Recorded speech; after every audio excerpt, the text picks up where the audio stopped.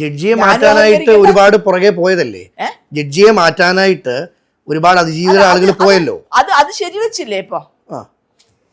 ഒരു ഞാൻ പറയട്ടെ, താൻ എന്നോട് പറയാണ്, മാഡം നിങ്ങൾ ഈ ഓഫീസിൽ വരണ്ട, എനിക്ക് നിങ്ങളുടെ പെരുമാറ്റത്തിൽ എന്തോ സംശയം തോന്നുന്നുണ്ട്. ഞാൻ പ്രൗഡാണെങ്കിൽ ഞാൻ എന്തു പറയും? ഞാൻ മാറാം. ഞാനില്ല. എന്താ പറഞ്ഞ? അല്ല, നിങ്ങൾ പറഞ്ഞിട്ടാണല്ലോ ഒരു ലേഡിയെ വെച്ചത്. ലേഡീനെ വെച്ചപ്പോ ഇവരെ വെക്കാൻ പറഞ്ഞോ? അല്ല, അപ്പൊ ഞാൻ ചോദിക്കുന്നത് മേൽക്കോടതി പോയപ്പോ വേറെ ലേഡികൾ ഇവിടെ ഇല്ലേ? ഓക്കെ, ലേഡിയെ വെച്ചു. എന്തോരം ലേഡിമാർ വേറെ ഉണ്ട്? അഡ്വക്കേറ്റ് പറഞ്ഞിട്ട് ഒരു ലേഡി വക്കീലിനെ, ഒരു ലേഡി ജഡ്ജിനെ വെക്കണമെന്ന് പറഞ്ഞു. ലേഡിയെ വെക്കണമെന്ന് പറഞ്ഞു. ഒരു ലേഡി വക്കീലിനെ വെച്ചു. ഇപ്പൊ അത് പുരുഷനാണെങ്കിൽ വിചാരിക്കും. ശരി, ഞാൻ പറയാണ്, പുരുഷനായിട്ടുള്ള ഒരു ജഡ്ജിനോട് പറയാം, എനിക്ക് ഈ കോടതിയിൽ, ഞാൻ ഹൈക്കോടതിയിലുണ്ട്, ഹൈക്കോടതിയിൽ ഏതെങ്കിലും ഒരു കക്ഷി ഈ കോടതിയിൽ എനിക്ക് അവിശ്വാസം ഉണ്ടെന്ന് ചീഫ് ജസ്റ്റിസിനോട് ചെന്ന് പറഞ്ഞാൽ ആ നിമിഷം മാറും ജഡ്ജിമാര്. കാരണം ജഡ്ജിമാരെ സംബന്ധിച്ച് വേറെ ഇൻട്രസ്റ്റ് ഇല്ലാത്തവരാണെങ്കിൽ അവരപ്പം മാറിയിരിക്കും. അപ്പൊ നിങ്ങൾ മേൽക്കോടതി പോയിട്ട് അവര് മാറ്റിയില്ലല്ലോ, അതിന്റെ കാരണം അത് ചോദിക്കും.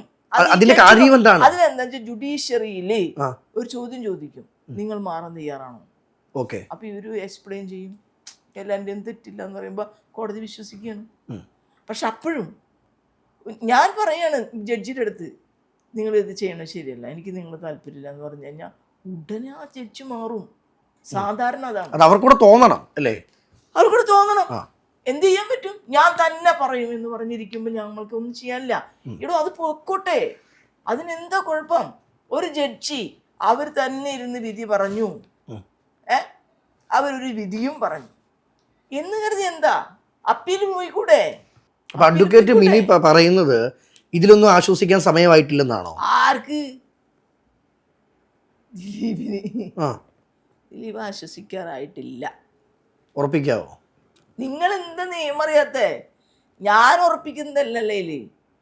അഡ്വക്കേറ്റിന്റെ അത്ര നമുക്ക് അറിയത്തില്ല, അതുകൊണ്ട് ചോദിച്ചത്. അല്ല, നിയമം അറിയില്ലേ? ഇത് എത്ര കോടതി ഉണ്ട്? നീ സുപ്രീം കോടതി വരെ ഉണ്ടോ? ഉണ്ട്. സുപ്രീം കോടതിയിൽ നിന്ന് ചിലപ്പോൾ ഇങ്ങോട്ടേക്ക് വന്ന് വീണ്ടും ഫർദർ ഇൻവെസ്റ്റിഗേഷൻ നടത്താൻ പറഞ്ഞാലോ? എന്നാൽ ഈ ഒരു കേസിന് വേണ്ടി 8 വർഷത്തെ ഒരു കാത്തിരിപ്പ് എന്തിനായിരുന്നു? 8 വർഷം. അപ്പൊ സൂര്യനെല്ലി കേസിൽ 32 വർഷമല്ലേ? തെറ്റ് ചെയ്തതാണെന്ന് ഒരു സ്ത്രീക്ക് തോന്നിയാ തെറ്റ് ചെയ്തവനെ ശിക്ഷിക്കണ്ടേ? പെങ്ങളുണ്ടോ? പെങ്ങളുണ്ട്. അമ്മ ഉണ്ട്. വേറെ ഭാര്യ ഉണ്ടോ? ഇല്ല, കല്യാണം കഴിച്ചില്ല.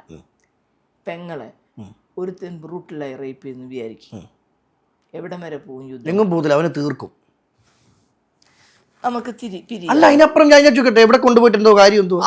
അതെ തീർക്കും. പക്ഷെ അങ്ങ് തീർക്കാൻ പറ്റാത്ത, പക്ഷെ തീർക്കേണ്ട അവൻ ചെയ്യുന്നവനായിരിക്കണം. അല്ല, ഞാൻ പറയണത് തീർക്കാൻ പറ്റാത്തതാവുമ്പോ നമ്മൾ ഈ നിയമയുദ്ധത്തിന് പോകും. എല്ലാവർക്കും തീർക്കാൻ പറ്റില്ല, മനസ്സിലായ? അപ്പൊ ഒരു നിയമയുദ്ധത്തിന് പോകും. ആ നിയമയുദ്ധം അവർക്ക് നീതി കിട്ടുന്നത് വരെ പോകും. ഇവിടെ നീതി കിട്ടിയില്ല അഡ്വക്കേറ്റ് മിനി. ആർക്ക്? അതിജീവിതയ്ക്ക്. 8 പ്രതികളിൽ ദിലീപ് മാത്രമല്ലേ വെളി വന്നിട്ടുള്ളൂ, ബാക്കി പൾസർ സുനി ഉൾപ്പെടെ അവരകത്താക്കിയില്ലേ? എന്താണ് ഈ കേസ്? ഒരു വീഡിയോയിലേക്ക് പോവാം. വേണ്ട, വീഡിയോക്കൊന്നും പോകാൻ പാടില്ല. അല്ല, അതല്ല, ഒന്ന് കാണുക. സത്യത്തിൽ താൻ എന്നെ കുഴപ്പിക്കാൻ വേണ്ടിയാണ്. ഒരിക്കലും അല്ലേ, അങ്ങനെ അത് നമ്മൾ ചെയ്യണ്ട. ഇതേ ഞാൻ ആരോടും ഇങ്ങനെ പറയാറില്ല, പക്ഷെ താൻ ഇച്ചിരി കടന്നുകൊണ്ട്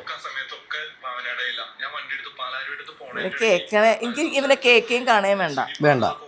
തുറക്കേ പറഞ്ഞു, കള്ളത്തരവാ പറഞ്ഞത്. വേറെ കള്ളനാണ് അവൻ. ശരി, നമുക്കപ്പം അവസാനമായിട്ടൊരു ചോദ്യം. ഈ ചില സമയത്ത് നമ്മുടെ നാക്കുകൾ പിഴയ്ക്കുന്നത് അല്ല പിഴയ്ക്കാറുള്ളത് ശരിയാണോ എന്ന് എനിക്കറിയത്തില്ല, എന്നാലും ഞാൻ അഡ്വക്കേറ്റിനോട് ചോദിക്കുക, കഴിഞ്ഞ സംഭാഷണത്തിൽ സംഭവിച്ചത് എന്താണെന്നുള്ളത് വ്യക്തമാക്കണം. ഒരു അഭിമുഖത്തിൽ പറയുന്നുണ്ട്, അത് ഞാൻ അതിന് മുന്നേ പറഞ്ഞതോ അതിന് ശേഷം പറഞ്ഞതോ വന്നിട്ടില്ല. അപ്പൊ അതൊന്ന് ഇവിടെ ഒന്ന് ക്ലിയർ ആക്കണം. അല്ല, ഒരിക്കലും നമ്മൾ അങ്ങനെ പറയില്ല. ഞാനൊരു അയാൾ ചെയ്ത ക്രൂരതയുടെ ഗ്രാവിറ്റിയാണ് പറയണത്, മനസ്സിലായ? എന്ന് പറയുന്ന ഒരാൾ റേപ്പാണ്, അത് റേപ്പാണ്, മനസ്സിലായ? എന്ന് പറഞ്ഞ ഒരാൾ ബീനെ കൊണ്ട് റേപ്പ് ചെയ്യിക്കണം, അത് ഡബിൾ റേപ്പാണ്, അതിന് മാപ്പില്ല. ഇതാണ് ഞാൻ പറയുന്നത്, മനസ്സിലായ? അത് മാപ്പില്ല. ഞാൻ ഇതിന് ഫസ്റ്റ് സ്റ്റാർട്ട് ചെയ്തപ്പോൾ ഞാൻ ഏത് പ്രസ്ഥാനത്തിലുള്ളതെന്ന് ഞാൻ തന്നോട് പറഞ്ഞു. അതെ, മനസ്സിലായ? എന്തുകൊണ്ടാണ് ഞങ്ങൾ ജന്മിമാർക്കെതിരെ അനീലേഷൻ ചെയ്തതെന്നും പറഞ്ഞു. മനസ്സിലായ? ഇത്തരം തെറ്റ് ചെയ്ത ആളുകൾക്ക് നിയമത്തിൻ്റെ കുരുക്കിൽ നിന്ന് വേണമെങ്കിൽ പോകാം, പക്ഷേ ജനങ്ങളുടെ കുരുക്കിൽ നിന്ന് പോരാൻ പറ്റത്തില്ല. മനസ്സിലായ? ഞാൻ ഇപ്പോഴും എന്നോട് പറയാം, താൻ ഇതെല്ലാം കാണുന്ന തന്നെ ഭയങ്കര റീച്ചൊക്കെ ഉണ്ടാവാതിരിക്കാം, ദിലീപിൻ്റെ മുഖത്ത് നല്ലോണം സൂക്ഷിച്ചു നോക്കണം. മനസ്സിലായ? ദിലീപിൻ്റെ കുറ്റബോധം ദിലീപിൻ്റെ മുഖത്തുണ്ട്. എനിക്ക് ദിലീപിനോടൊരു വൈരാഗ്യമില്ല. ദിലീപിനെ കൊല്ലണമെന്നോ ദിലീപിന് ശിക്ഷ കിട്ടണമെന്നോ ഒന്നും എനിക്കില്ല. ഞാൻ കണ്ടിട്ടേ ഇല്ലാത്ത ഒരാളാണ്. ഒരു ദിവസം മാത്രം കോടതിയിൽ വന്നപ്പോൾ ഞാൻ കണ്ടു. കാണാത്ത ഒരാളെ പറ്റി അങ്ങനെ പറയാൻ പറ്റുമോ അഡ്വക്കേറ്റ് മിനി? നിങ്ങൾ മുഖം നമുക്ക് കാണാമല്ലോ. അയാൾ എത്രയോ ചാനലിലൂടെ നടക്കുന്നു, എത്രയോ പരിപാടികൾ ചെയ്യുന്നു. ഞാൻ പഴയ കണ്ട ദിലീപിൻ്റെ മുഖമേ അല്ല ഇപ്പോൾ. ദിലീപിനെ സംബന്ധിച്ച് ആ കുറ്റബോധം അയാളുടെ മുഖത്തുണ്ട്. അയാൾ ഭയങ്കര വിശ്വാസിയാണ്, അറിയാലോ ദിലീപ്. തീർച്ചയായിട്ടും. മനസ്സിലായ? തെറ്റ് ചെയ്തിട്ടുണ്ടെങ്കിൽ നമ്മൾ നിയമ സംവിധാനത്തിൽ ചില പ്രശ്നങ്ങളുണ്ട്, സംശയാതീതമായി തെളിയണം.